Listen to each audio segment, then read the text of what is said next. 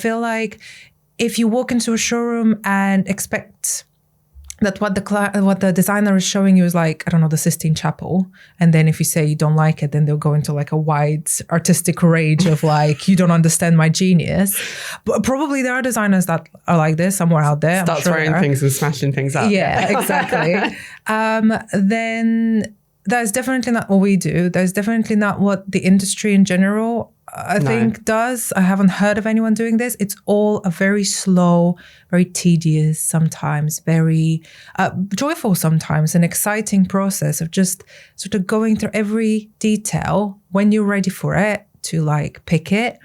So yeah, when you see that design, my advice to clients, when you see that design, just if that's not it for you, say like, what are the tools that we can use here to make this better? This doesn't exactly work for me.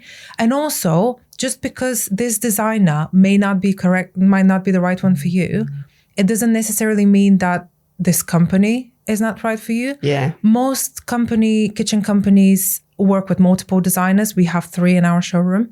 And maybe my understanding of the client's, troubles in their current kitchen, wouldn't be the same as yours, even though sort of we have a similar, obviously, like building blocks on kitchen design, etc. But we're different designers with different tastes, different solutions, different experience. So, and same with Katya. So maybe if you like the look of the showroom, the product, or the feel of the company, then see, like, it doesn't hurt to ask, can someone else look at it? Can we see if someone else understands us? There's no need to be angry or passive aggressive about it, or get yourself worked up to a point like, oh, I really don't like this, but I don't know how to say it, so I'm just going to stew in it.